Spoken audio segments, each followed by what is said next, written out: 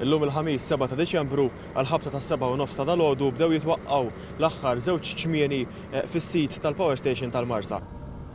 Il-ħamis 7 ta' Diċembru, ġurnata storika li matula qebet għal kollox ġerħa ambjentali kbira li jiddominat in-nofsinhar tal-pajjiż għal kważi 50 sena. Kienu għal-ħabta ta' 7:30 meta bdiet l-operazzjoni delikata biex twaqqa l-aħħar żewġ tiċmieni tal-Power Station tal-Marsa. Ix-xogħol beda fuq l-ewwel ċumnija twila 42 metru li permezz ta' apparat apposta għattaw parti min-naħa t'isfel ta' ċumnija biex kemm trott salib deret tiġġenneb u issir frak mal-art.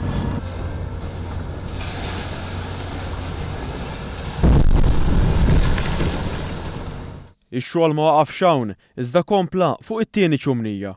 Struttura tal-konkos twila kważi d-doppju tal-ewwel waħda e kif tlaħħaq il-81 metru. It-qattieħda m'għaddej ftit iktar iżda fi ftit sigħat it-tieni ċumnija għaddiet mill-istess destin li tant xtaqu jaraw għal dawn l-aħħar snin.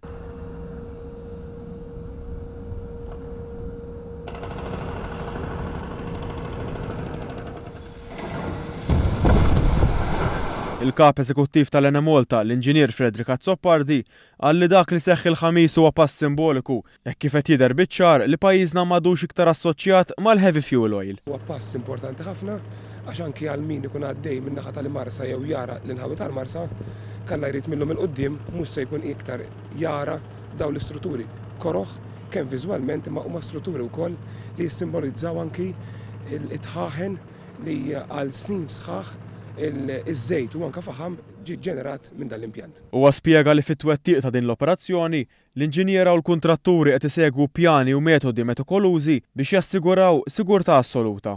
Il-Ministru għall-Enerġija Joe Mizzi qal li t-twaqqih ta' ċmieni se jagħti nifs ġdid lil Marsin. Il-pajjiż mhux il-Marsa biss għandu wkoll konferma illi m'hemmx iktar użu ta' heavy fuel oil fej issir tiġi ġenerata l-enerġija, hija pass ieħor konfermazzjoni. Il-Ministru Mizzi qal li ż-żarmar ta' dawn l-istrutturi ifisser wiegħda oħra mwettqa minn Gvern Laburista. Huwa qal li issa għandna nħarsu l-qudiem għal diskussjoni dwar żvilupp f'dan is-sit li minnu se jgawdi l-poplu kollu, speċjalment dak Marsi.